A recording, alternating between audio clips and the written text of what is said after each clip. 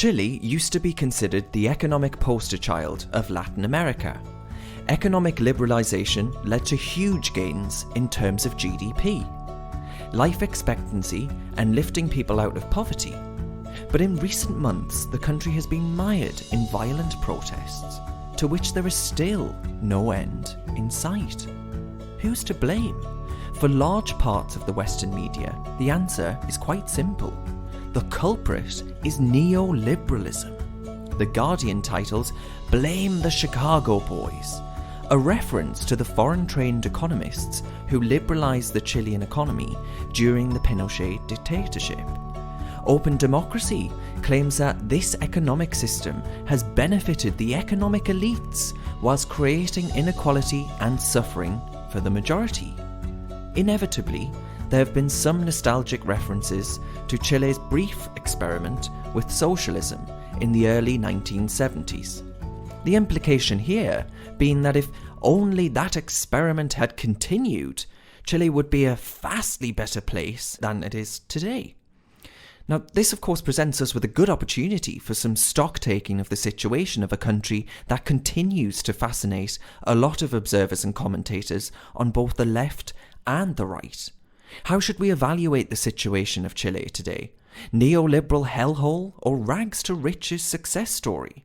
What explains the left's ongoing fondness for a brief socialist experiment that ended nearly half a century ago? And what might Chile look like today if the socialists had succeeded? Can free market liberals defend the legacy of the Chicago Boys with a good conscience, given that those reforms were carried out under a brutal military dictatorship? Joining me to discuss is the IEA's Dr. Christian Niemitz. Hi, Christian. Hello. Christian, what exactly is going on in Chile today? Set the scene for us. What are the protests? Who are they aimed at? And what do they mean? Because surely even you'll believe if there are prolonged mass protests, the situation can't be that great. Surely this means that the neoliberal project really has failed and ultimately lacks legitimacy. Well, yeah, that's the problem. I mean, it's very hard to try to assess the political mood in a foreign country. That's why I won't try to speculate. I'll just get it wrong. But I'll say this. I've found it a bit surprising that so many commentators in the Western media seemed so sure about what exactly this is about and what the mood is like, which I'd be very reluctant to comment on as an outside observer. But to see that so many Western journalists who probably a couple of months ago wouldn't have been able to locate Chile on a map are now Chile experts, I would say that if you imagine this in reverse, imagine you had a Chilean TV crew coming here, filming a protest in Westminster, let's say an anti-austerity march, and then went or interviewed a couple of activists, and then went back home and said, this is the mood in Britain. This is how the typical Brit thinks. Mm-hmm. You would get a very distorted impression. You would get the impression that half of the British population are members of the Socialist Workers' Party, for a start. Mm-hmm. It's always the case that in protests, in demonstrations, you get a self-selected audience. Mm-hmm. And even then, even with that in mind, you always get a merging of several causes. You often have protests starting with something fairly narrow and specific, and then many other groups attach themselves to it. We see this here in Westminster all the time, that let's say you have a People's March, a campaign for a second EU referendum. Okay, fair enough. Then you get, within minutes, you see the first Palestinian flags. Okay, what's that got to do with the EU referendum? Then you see the Extinction Rebellion logo. Again, what's that got to do with either the Palestine issue or the EU issue? And then you get people trying to sell Trotskyite publications. And then it would be very odd for someone to try to say, okay, here's the mood. That's what this is about. In their case, it started, like here, with something fairly narrow and specific. It was about a rise in transport costs, public transport, their underground system in Santiago de Chile. And that then became much bigger and broader, and you had other groups jumping on the bandwagon. But even The Guardian, I read an article in The Guardian about 2 weeks ago where they pointed out that Some of the bigger groups within that protest movements are feminist groups, feminist campaign groups. They want a new constitution in which gender equality is recognized. Well, yeah, fair enough, but that's not an economic issue. Yes. And it's odd that The Guardian portrays those groups, even though they were the ones who otherwise try to portray this as purely something about economics and, well, portraying it as if every protester, it's always odd how in the way they describe it, the protesters all seem to think exactly like Guardian readers. This sounds suspiciously like projection to me. Yeah, and capture of a protest that might not have anything to do with what the Guardian wants it to have something to do with. Now, if we take a step back and look at the origins of Chile's successful economic model, you might not think it's a successful model, we'll come on to that. They had a military coup in 1973, which established the dictatorship of Augusto Pinochet. Then, a few months later, the Chicago boys popped up. They were educated at Chicago University under Nobel Prize winner Milton Friedman, right? And started to take over the key positions of the economy, the Treasury, Business Department, and the Department of Work and Pensions. Now, who were they, Christian, and where did they suddenly come from? And then, more specifically, and more importantly, what was it that they actually did? Right. The Chicago boys were a group of foreign-trained economists. Foreign-trained doesn't always literally mean in Chicago. Chicago refers more to a mindset than a place. But it started with the University of Chicago. They had an agreement with the Catholic University of Santiago de Chile in the 50s, where they could send people up there to study abroad, do their postgraduate degrees, the best and the brightest.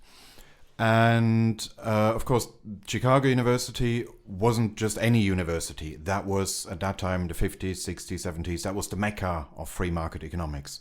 All the big names were there: Milton Friedman, Gary Becker, Arnold Harberger, all the heavyweights of free market economics, they were all there. And a lot of those exchange students picked up not just technical skills, but also that Chicago school, Chicago economics mindset. So they then went back to Chile, and it must have been, I guess, depressing for them that they came back with a fairly clear idea of how an economy should be organized. And then coming back to a country which did the exact opposite of all that, because Chile at that time, even before socialism, before Allende, it was a highly statist and interventionist economic model, and had been since the 30s. So this group, some of them just stayed in contact with each other, and some of them set up a research group of sorts. They published an economic manifesto in the early 70s. At that time, they were going nowhere. They didn't believe that a government would pick this up and say, oh, this sounds great, we'll do this. This was pie in the sky thinking at the time. They were more like a think tank, you could say. They wrote this manifesto in the early 70s during the Allende years when the economy was falling apart or starting to fall apart. And then the military got hold of that document in some way and promoted some of them to top positions gradually. It's not that they were there right from the start. That's the Naomi Klein version, trying to link neoliberal economics with a dictatorship in construing a link that in that way didn't exist. At the coup, nobody could have known that this would lead to indirectly to economic liberalization. The military had no economic philosophy as such, and in the beginning they didn't do much. They had no agenda of their own other than reversing what happened in the Allende years. But in the first year or so, nothing much happened other than that on the economic front. It was only about a year after the coup that one of the Chicago boys became finance minister. I think either finance or minister of the economy, one of the two. And a year later, the other department was also taken over by a Chicago boy. And that's when it all started. That's when they started with a much broader program of structural reforms. So one of the big things that they did was to open up the economy, Chile was extremely protectionist up until then. They had very high tariffs, and what's worse than that, a lot of variation in tariffs. So every product had its own tariff rate, which means you get absolutely terrible political incentives. You get incentives for lobbying. You get economic success being determined not by how good you are at keeping your customers happy, but how good you are establishing contacts with the government and pleading for special favors. That was their economic structure before. And the Chicago Boys replaced all that chaos of loads of different tariff rates with a single flat rate tariff of 10%. Which still sounds quite high, but given where they were coming from, that was a form of shock therapy. That suddenly their economy was relatively open to the world. They did that in the latter half of the 70s. So by the end of the 70s, that 10% single tariff rate was in place. Another thing that they did was phasing out price controls. Before then, and especially under Allende, the prices of lots of things were state controlled. There was an entire government department that did nothing else and work out what different things should cost. And the Chicago Boys gradually phased all that out in the second half of the 70s. So by 1980, that was mostly gone. Prices were set by the market. You had market prices coordinating the economy. And then there was a big privatization program. Started just with returning companies that had been expropriated in the Allende years, but then went much further.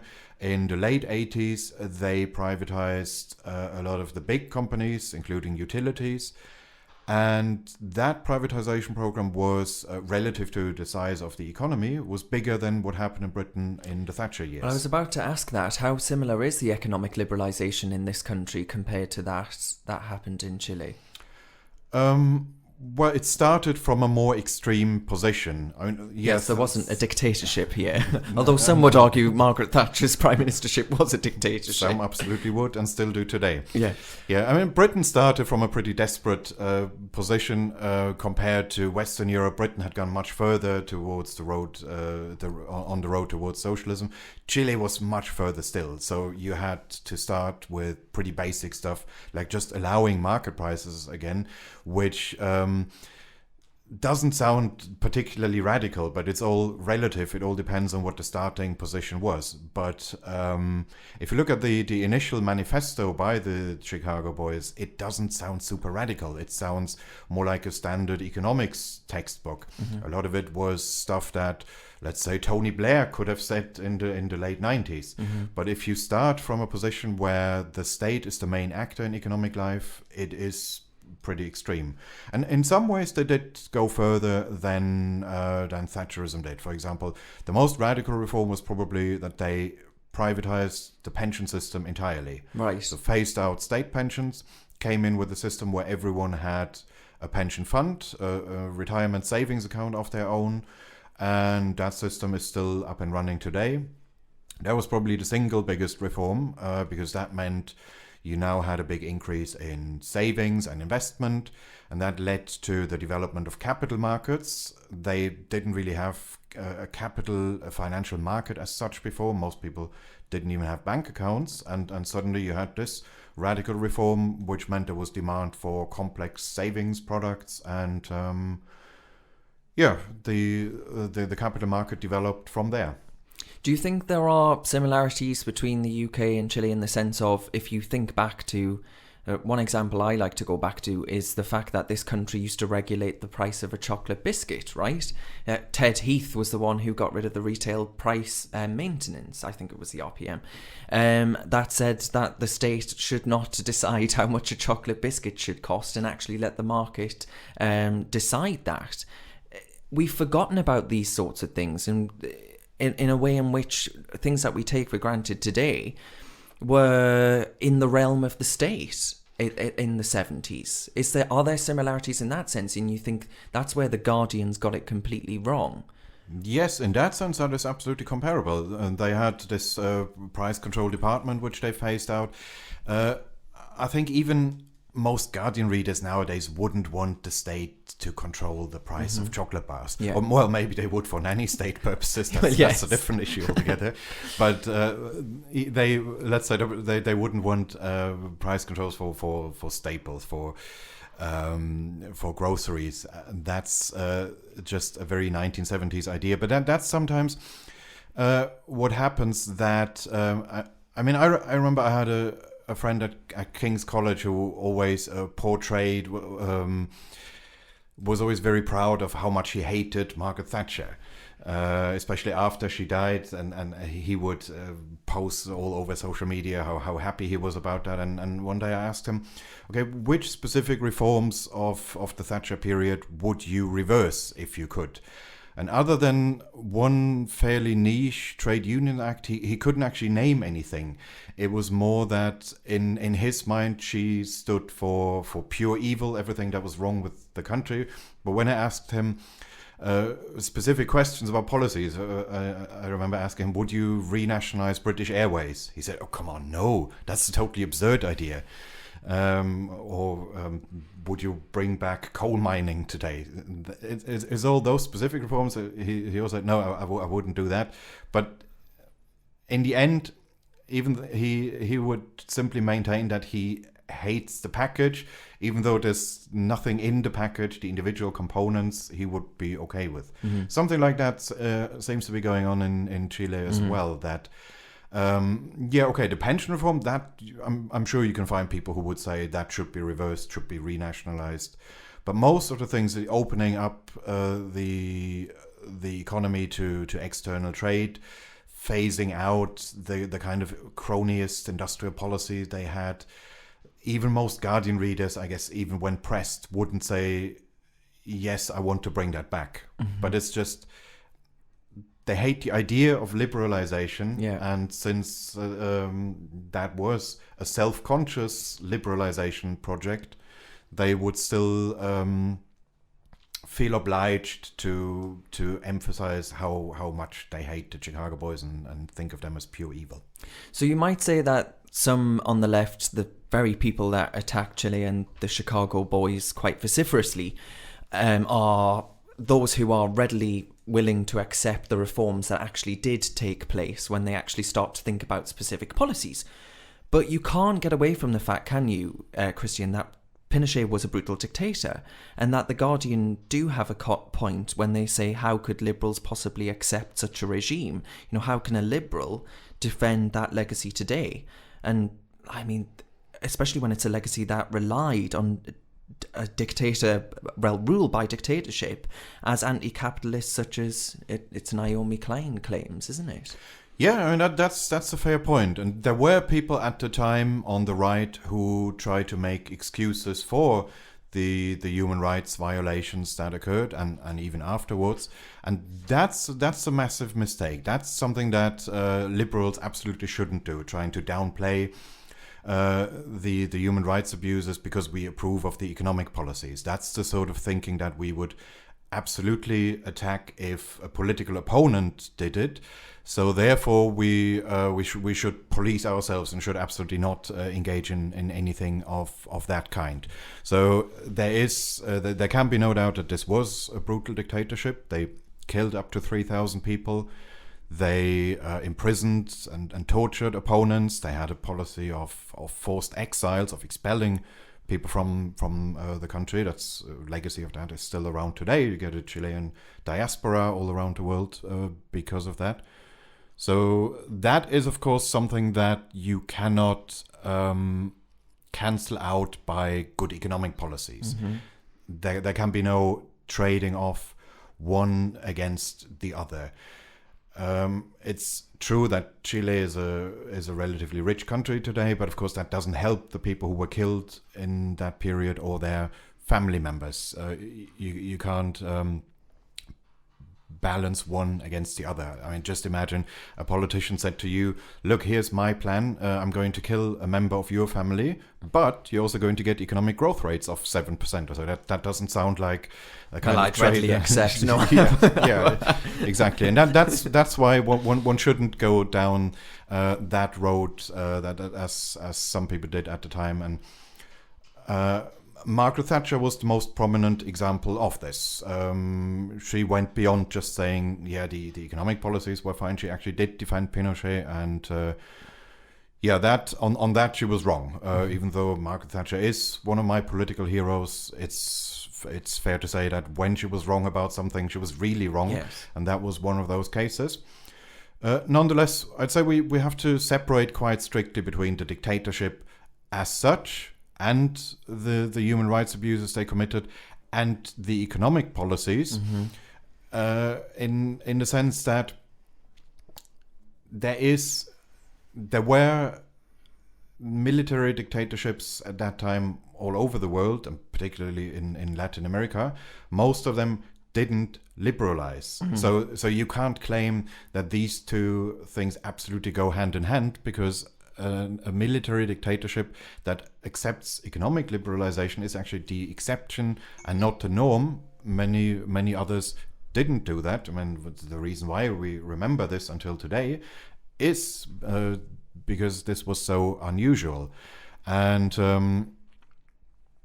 I know a lot of people on the left would claim that you can't cherry pick in that way, that you say, okay, here's one box which you label economic policies good, and here's the other box that you label human rights abuses bad. A lot of people on the left would say you can't separate them in that way. Actually, they do it, and they are perfectly capable of doing that when we're talking about a regime whose social policies they approve of. So a lot of people on the left would praise the Cuban healthcare system. Owen Jones wrote an article a few years ago praising the healthcare system in Cuba. Now, if you said to him, oh, so you're making excuses for Castro locking up dissidents, he would say, no, I'm not saying that. And he would take offense at that insinuation, and he would be right. And he doesn't do it. He says very explicitly in the same article that Cuba is a dictatorship, that he doesn't defend that, but that the healthcare system is nonetheless good. So they are perfectly capable of making that distinction when it is a regime where they approve of the social and economic policies. It's just that when it comes to Chile, suddenly that no longer holds. Yeah. I mean, there is this longing, isn't there, by some commentators on the left for the sort of halcyon days of the 1970s socialist experiment in Chile. Yes. I mean, it's hugely popular even today, isn't it, by some Western intellectuals. I want you to explain, Christian, what was so special about Chile's version of socialism? Was it real socialism? And what do you think it would have worked had there not been the military dictatorship that got rid of this experiment in the first place? Yeah, it's true. It remains hugely popular today. Allende remains widely seen as a kind of saintly figure. I think the reason is fairly simple. Socialist projects always go through this initial period during which Western intellectuals are absolutely mesmerized by them. This can last for a decade, maybe a bit more, but never much more than that. Then those projects always turn sour. Then you get an economic downturn. You get the regime turning authoritarian because they need to find a scapegoat for the economic decline. And you get people fleeing the country, you get refugees turning up, and socialist projects always become an embarrassment if they go on for long enough. But you always get this initial period, this honeymoon period during which Western intellectuals wax lyrical over them. Now, there are a few examples of socialist projects that came to an end forcibly before they could turn into an embarrassment. Now, when that happens, then this positive impression that people have of them in the early stages gets frozen in time. It gets preserved in aspic. It stays that way forever. It would be the equivalent of a rock star who dies at a young age, and people always remember them the way they were in their best years, like Kurt Cobain. So you could say Salvador Allende is the Kurt Cobain of socialism, in a sense that if Kurt Cobain was alive today, well, he wouldn't have stayed the way he was in 94. He might now have a massive beer belly. He might be appearing in cheesy commercials for insurance companies to stay relevant. Who knows? Maybe he would have said something politically incorrect and would have gotten cancelled. It's that since he is no longer around, he didn't have the opportunity to get anything wrong and embarrass his former fans. And therefore he's always remembered the way he was in his prime, and that's what also happened with Chilean socialism. It was ended just in time, so that it got preserved in collective memory as this legend that can never die, before it could turn sour. But there is, it's a bit odd that. It would be a bit odd for a socialist to say, yeah, okay, all the examples where socialism has lasted for longer all turned horribly wrong at some time. But this one example, this would have worked. And in particular, it was already falling apart. It was in 1973, there were already massive food shortages. They had an inflation rate of 500% or so. And there were already clashes between protesters and government supporters, so a quasi-civil war breaking out. It was already like Venezuela in... That was going to be my next question, question, right. Christian. Go on you've segued quite nicely onto the next question. I wonder if you...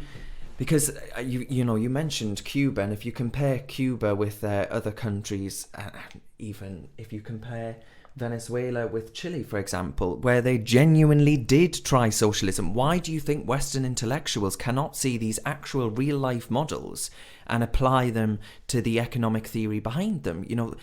Which clearly has not worked. Every single time socialism has been tried, it has been a complete and utter disaster. For the people on the left, these Western intellectuals say that they want to be the champions for. Why is there this complete lack of looking at the evidence when it comes to these socialist regimes? It's motivated reasoning. If you have an emotional attachment to a theory, you can always somehow find reasons to persuade yourself that if you just did it a bit differently under different circumstances, it would have worked. And in the Chilean case, the case of Chilean socialism, early 70s, Allende, well, we can't definitively prove that it would have turned into a disaster. I'm convinced that it would have, because it was already falling apart, and because they did the same thing that Venezuela did in the Chavez years. Mm-hmm. And if you do the same thing, why would you expect different results? It was the sort of... it's true that this was a democratically elected socialist government. Yeah. It was not a coup or anything. But like Chavez as well, but the policies were pretty much the same. It was extensive use of price controls causing shortages, and it was nationalizations in an ad hoc way, and undermining the rule of law, undermining the institutions of the country, which were weak already but weakened further. And that's exactly what happened in Venezuela. It's just that there they could get away with it for a while because they did it during an oil boom.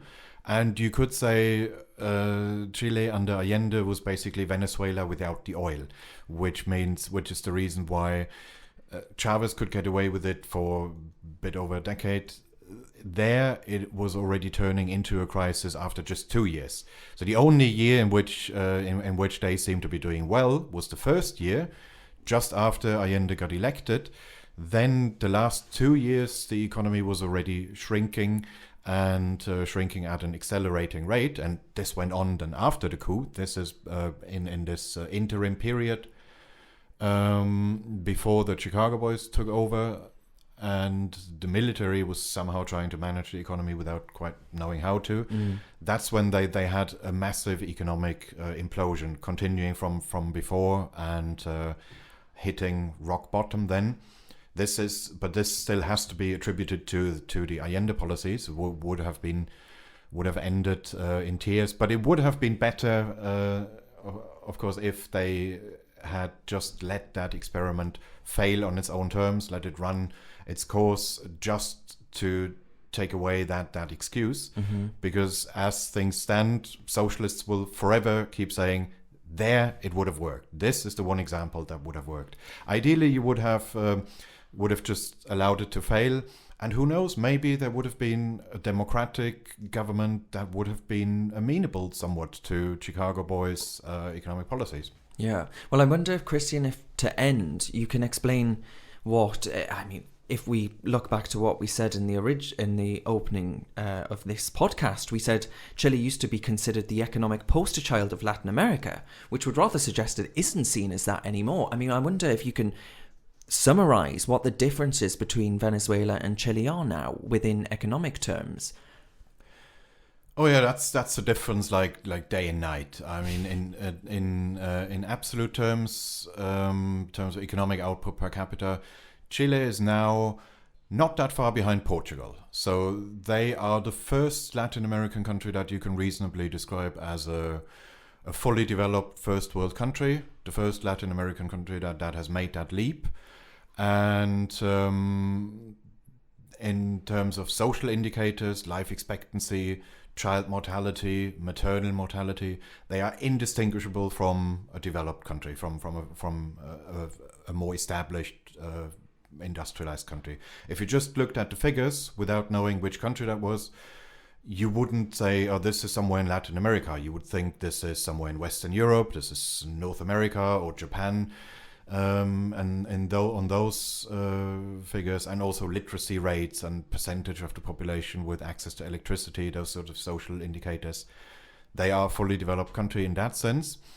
Whereas Venezuela has only been going back. They used to be the richest country in Latin America when, before socialism, and even during socialism, while oil prices were still colossally high. So there is that, but a big part of the reason, I guess, why Chile no longer gets that positive press is that the goalposts have shifted. I remember when I read about what was then called the miracle of Chile for the first time about 20 years ago, and for quite a while after that, Chile was always compared to its neighbor countries. Articles in the Western media would always say, look, Chile is doing so much better than Argentina.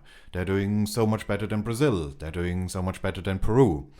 Now, we're comparing Chile to other OECD countries.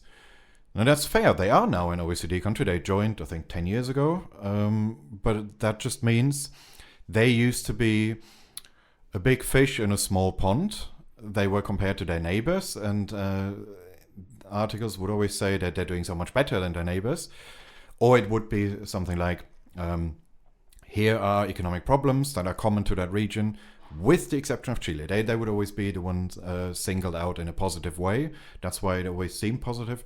Now you would read, Chile has the highest level of inequality in the OECD.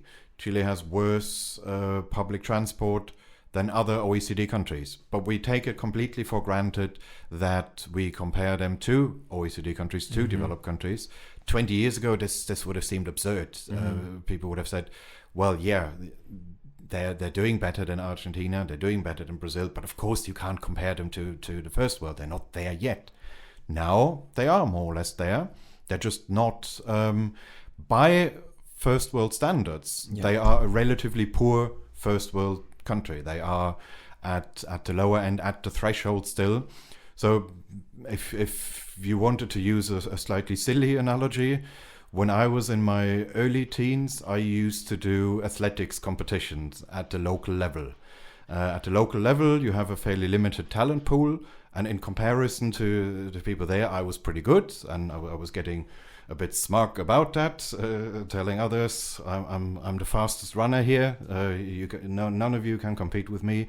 And one day my trainer said to me, right, you need to go one step up. You need to do regional level competitions. And there, suddenly, I was one of the worst. They were vastly superior and much more professional. And that's more or less what happened to the Chilean economy. They were best in class by Latin American standards. But now they're an OECD economy. They are compared to OECD economies. Nothing wrong with that. They are, as I said, they are an OECD member, so why not? But we need to bear in mind that in absolute terms, they have improved massively. They keep improving, but the goalposts have shifted. Well, thank you very much, Christian. That was very interesting. Now, if you tweet us at IEA London, you can let us know whether or not you agree with everything that Christian has said in this podcast. And you can subscribe to this podcast on Apple Podcasts, Spotify, and Podbean. For more blogs, films, and reports, you can go to the IEA website at iea.org.uk.